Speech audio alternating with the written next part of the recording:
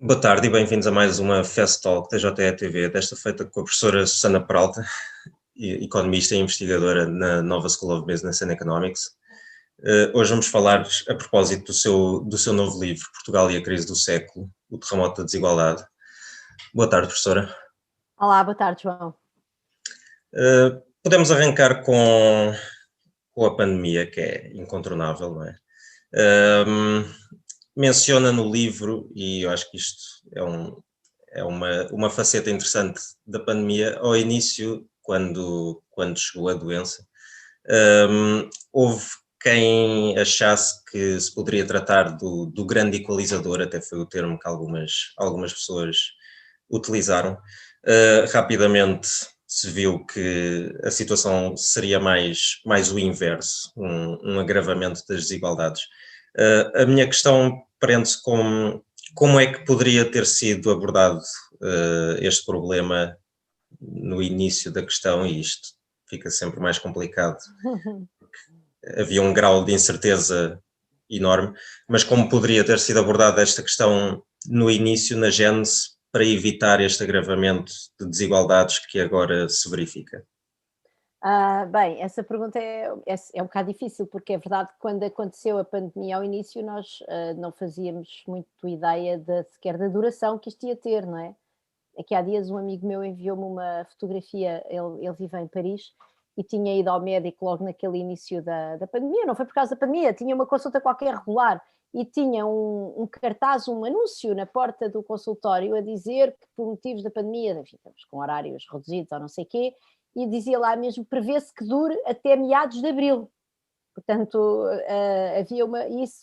havia uma percepção também de que isto provavelmente ia terminar rapidamente, e portanto é um bocado difícil nós estarmos agora a esta distância a julgar as decisões que na altura se foram tomando, porque realmente havia alguma expectativa, enfim, acho que ninguém em todo o caso previa que isto fosse demorar assim tanto tempo, não sei os especialistas, os verdadeiros especialistas em epidemiologia e em virologia, não sei o que é que tinham em mente, mas as pessoas mais comuns certamente não. Aliás, aqui há dias o Pedro Magalhães pôs no Twitter, não é, uns dados do início, das sondagens feitas no início da pandemia, acerca da expectativa que as pessoas tinham, e a percentagem que achava que ia durar mais de um ano era mínima. E a verdade é que, enfim, nós estamos aqui passado bastante mais de um ano e ainda estamos muito longe de ver o fim da pandemia. Por outro lado, também me parece que, aliás, não é o que me parece, é aquilo que eu procuro quantificar no livro, que as desigualdades estavam lá. A pandemia limitou-se a destapá-las ou agravá-las, e às vezes agravá-las, outras vezes nem tanto, mas destapá-las muito. E portanto, não sei, quer dizer, eu não sei se aquilo que é preciso fazer tinha de ser tudo uma espécie de uma reação de emergência àquela emergência económica e sanitária da pandemia, ou se de facto isto tem a ver com um pacote de políticas públicas que está um bocadinho escangalhado nas nossas sociedades mais desenvolvidas, e o que é que nós podemos fazer para tentar obviar, até porque é assim, outras crises seguirão, os especialistas estão fartos de dizer, e aliás tinham dito já que ia haver uma coisa deste ano, que ia haver uma pandemia. Nós sabemos que a emergência climática pode levar-nos a ter crises desta natureza, no sentido de crises verdadeiramente disruptivas, não é? Em que de repente alguns setores não possam funcionar e portanto também coisas depois demorem bastante tempo a adaptar-se, porque de facto quem percebe disso diz que a emergência climática aumenta a propensão para os desastres naturais, e os desastres naturais são momentos em que há uma parte grande da economia, da sociedade, que não pode funcionar da mesma maneira, e portanto aquilo que isto verdadeiramente aconselha é que nós repensemos o pacote de políticas públicas para não nos encontrarmos outra vez numa situação destas. Isto dito, não é? Dada a limitação número 1 e a limitação número 2, eu diria que ainda assim havia algumas coisas que eram evidentes desde o início, não é? Basta ver, por exemplo, quando o governo começou a desenhar o pacote do layoff, chamado layoff simplificado, alterou a lei mas 6 vezes ali num espaço de poucas semanas. E portanto, quer dizer, eu acho que tinha havido maneira de sermos mais generosos nos apoios que foram sendo desenhados às famílias, designadamente, não é? Portanto, obviamente, enfim, as empresas é uma forma de chegar às pessoas, as empresas não comem, quem come são as pessoas. E eu acho que aí houve aí algumas coisas que foram, bastantes coisas, aliás, que foram deficitárias, e que nós estamos a ver os impactos agora, não só em situações prolongadas de privação em alguns setores da população, como por exemplo no problema das moratórias, não é? Que é um reflexo dessa nossa incapacidade coletiva de irmos ajudar certos setores que foram especialmente penalizados pela crise económica, e depois também ao nível sanitário, por exemplo, aliás, basta ver o que está a acontecer agora com os imigrantes de Odmira, quer dizer, só quem andava de facto de olhos fechados é que não sabia que havia ali um problema, e nós já vimos este fenómeno dos espaços de trabalho sobrelotados, por exemplo, e dos espaços de vida sobrelotados, nós vimos, por exemplo, em Lisboa, ali no verão, quando houve a questão dos hostels, que é um pouco a mesma coisa, se calhar não à escala daquilo que está a acontecer ao Odmira, também porque, enfim, aquelas pessoas representam uma percentagem substancial da população de Odmira e os residentes dos hostels de Lisboa não representam uma percentagem substancial da população de Lisboa, mas parece que agora de repente estamos a repararmos, há aqui um problema. Hoje eu ouvi na rádio que estávamos preocupados com situações de potencial tráfico de seres humanos e de imigração ilegal, mas quer dizer, para quem é que isto pode ser uma surpresa, não é? E portanto eu parece-me também que há sempre uma certa tendência,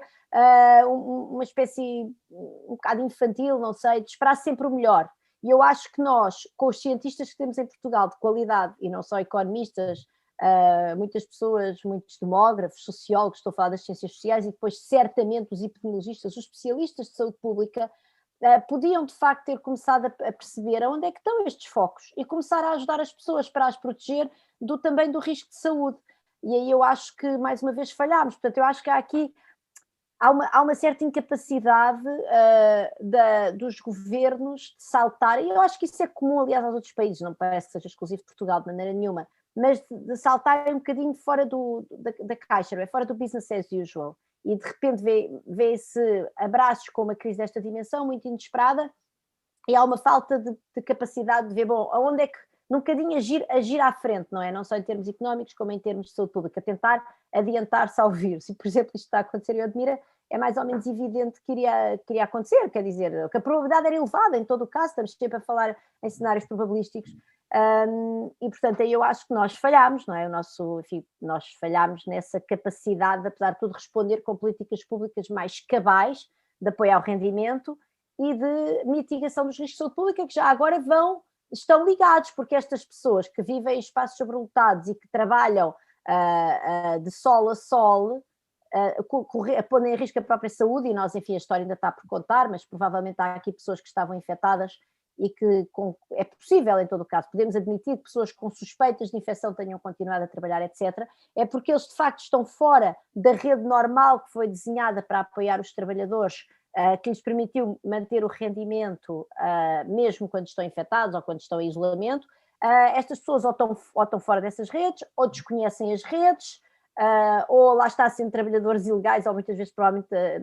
sem contratos de trabalho, enfim, sem qualquer vínculo àquelas empresas, não têm acesso a esses pacotes que foram ser desenhados, que enfim, com as suas limitações, apesar de tudo, permitiram a parte da população ter esses comportamentos que depois são socialmente responsáveis. E, portanto, estas coisas estão ligadas, não é? Esta coisa de apoiar as pessoas no seu rendimento, para as pessoas poderem precaver-se a elas mesmas do risco de saúde pública, e ao precaverem-se elas próprias do seu risco de saúde, peço desculpa, privada, estarem a contribuir para a saúde pública, isso tudo está ligado, e aí eu acho que nós falhámos bastante, temos uma certa incapacidade de olhar para a frente, que aliás é algo que eu no livro, enfim, digo que é um dos nossos principais problemas enquanto sociedade. Precisamente essa abordagem mais com diferentes perspectivas, e mencionou várias ciências sociais que poderiam ter sido importantes na gestão pandémica. Ao início o foco passou muito, sobretudo pela parte sanitária, obviamente, e pela parte económica. Parece-lhe que agora a resposta já inclui as visões demográficas, sociológicas, que permitam que os apoios e que a resposta dada seja mais eficiente? Eu acho que o mecanismo de aconselhamento científico do governo são aquelas reuniões do Infarmed, onde têm lugar especialistas de saúde pública, não é? E alguns, enfim, matemáticos que, entretanto,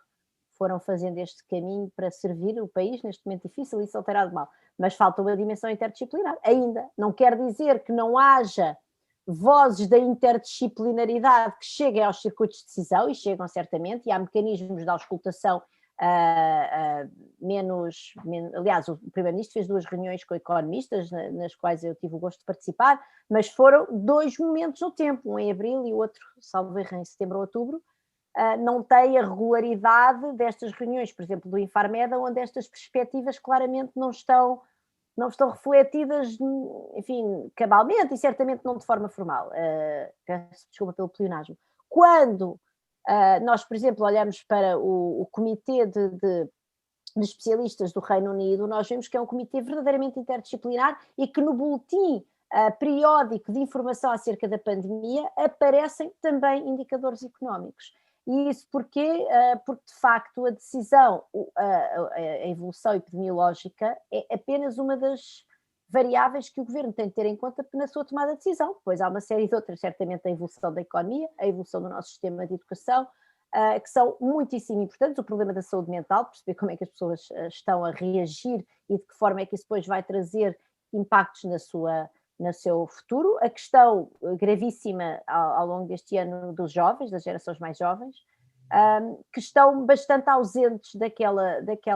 reunião magna do Infarmed, que de facto tem apenas uma característica muito baseada em casos, hospitalizações, que, como eu digo, é um aspecto certamente dos mais importantes, mas não é o único que é importante. E de facto, e portanto, eu acho que, para responder se calhar à sua pergunta, o que eu acho que já há pelo menos já se criou alguma sensibilidade relativamente aos outros aspectos da crise, julgo que sim, não só nos decisores políticos como também na própria opinião pública, mas eu acho que nós precisávamos de mecanismos formais em que outras ciências sociais, e já agora falta também a psicologia, que me parece mesmo muito importante neste aspecto, neste ano de pandemia, tivessem uma forma mais formal e mais regular de reportar, para informar, obviamente, a decisão, que só pode ser política, já agora, porque depois também houve aí alguns momentos da nossa história ao longo deste ano, que foi ao mesmo tempo tão trágica e tão rica, deste ano e já lá vão 1 ano e 3 meses, 1 ano e 2 meses, que é aquela história de que o governo vai tomar uma decisão política e não é uma decisão com base na ciência, enfim, uma coisa assim que não faz sentido nenhum. Porque, aliás, é engraçado que ontem a Maria Manuela Leitão Mota deu uma entrevista ao Observador em que ela própria, pessoa das ciências naturais e no fundo especialista nestes temas, diz exatamente isso de maneira claríssima, e é muito bom nós termos cientistas naturais com essa clarividência. Cada especialidade oferece ao governo diferentes elementos para o governo entender a crise. E depois o governo tem de tomar uma decisão. E essa decisão é sempre política, porque estas decisões envolvem sempre custos e benefícios, não é? Quanto mais nós pararmos a economia, mais depressa contemos o vírus, aparentemente, isso é bom, mas, por outro lado, isso tem custos muito grandes do ponto de vista da economia, do ponto de vista do rendimento, que depois nós também, mais uma vez, através do processo político, podemos decidir compensar mais ou menos, tendo transferências para essas pessoas que estão a perder rendimento mais ou menos generosas. Temos a questão verdadeiramente dramática daquilo que aconteceu ao sistema de ensino ao longo destes 2 últimos anos letivos. Tudo isso, obviamente, são elementos que é preciso ter em conta e que o governo devia, quanto a mim, seria mais útil e seria até mais informador do próprio debate público se houvesse, de facto, um comitê mais interdisciplinar que fornecesse ao governo relatórios, no fundo, que aqueles de 15 a 15 dias, quando nós temos o relatório epidemiológico cada vez mais detalhado, desde o início da pandemia, certamente que melhorámos muito em termos de transparência e daquela informação que ali está, era fantástico se de 15 em 15 dias também houvesse um reporte da situação económica, da situação no sistema de educação, e esse reporte de facto não tem existido, é muito mais esporádico e é muito mais aleatório, muito mais em função de pessoas que tomam a iniciativa de produzir um estudo, como eu, com colegas meus e colegas minhas, tivemos em alguns momentos, e outras pessoas tiveram em alguns momentos a iniciativa de produzir estudos e pô-los cá fora, mas não há uma constância nisso, isso de facto a mim parece-me que é uma pena. Assim concluímos a nossa Fast Talk. Gostaria de agradecer à professora Susana Peralta. Pode acompanhar este e outros temas no nosso site jornaleconómico.sap.pt e assim me despeço. Até à próxima.